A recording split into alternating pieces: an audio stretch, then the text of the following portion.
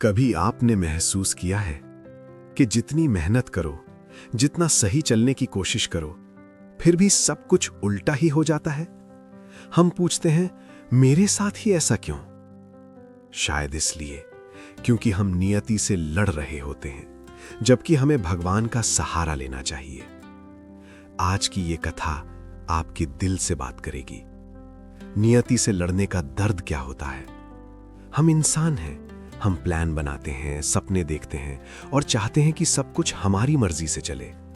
लेकिन जब जीवन हमारी योजना के विरुद्ध चलता है तो हम क्रोध में आ जाते हैं। कोई कहता है मेहनत बेकार है, कोई कहता है भगवान ने मुझे क्यों चुना।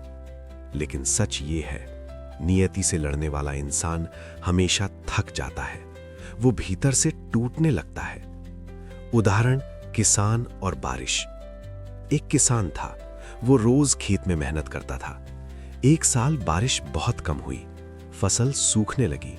वो रोज आसमान को कोसता, भगवान से लड़ता। लेकिन पास के गांव में एक दूसरा किसान था।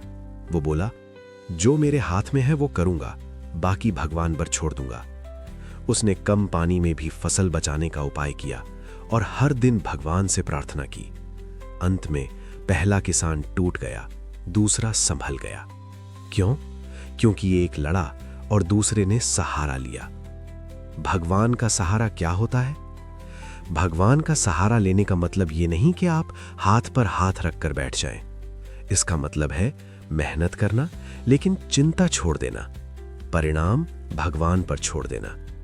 जब आप कहते हो, हे प्रभु अब तू ही संभाल, तभी असली शांति आती है। जैसे कि नौकरी खोने वाला युवक। एक युवक था, अच्छी नौकरी थी, अचानक कंपनी बंद हो गई, नौकरी चली गई। वो टूट गया, खुद को बेकार समझने लगा। लेकिन उसकी मां ने कहा, बेटा ये अंत नहीं, ये भगवान की नई शुरुआत है। उसने रोज भगवान के सामने सिर झुकाया और मेहनत जारी रखी। कुछ महीनों बाद उसे पहले से बेहतर अवसर मिला। आज वो कहता है, अगर वो नौकरी गई ना होती तो मैं यहां तक नहीं पहुंचता। भगवान देर करता है पर अंधेर नहीं। भगवान की घड़ी अलग चलती है। हम जल्दबाजी में होते हैं, पर ईश्वर धैर्य सिखाता है। कई बार हमें जो नहीं मिलता वो हमारे ही भले के लिए होता है। आज जो दर्द है वही कल का वरदान बनता है। जैसे कि मां की प्रार्थना। एक मां का बेटा गलत रास्ते पर चला गया। वो रोज रोती, पर भगवान से कभी शिकायत नहीं की। सिर्फ इतना कहती, हे प्रभु इसे सही रास्ता दिखा देना। सालों बाद वही बेटा समाज में आदर्श बन गया। भगवान ने मां की चुप प्रार्थना सुन ली थी। जब सब छूट जाए तब भगवान ही बचते हैं। लोग साथ छोड़ सकते हैं, रिश्ते बदल सकते हैं, हालात धोखा दे सकते हैं, लेकिन भगवान कभी साथ नहीं छोड़ते। बस शर्त इतनी है, नियति से लड़ो मत, भगवान को थाम लो। अगर आज आप टूटे हुए हैं, अगर आज आपको लग रहा है कि सब खत्म हो गया है, तो बस एक बार कहिए, हे प्रभु मुझसे अब नहीं हो पा रहा, अब तू ही संभाल। यकीन मानिए, यहीं से चमत्कार शुरू होता है।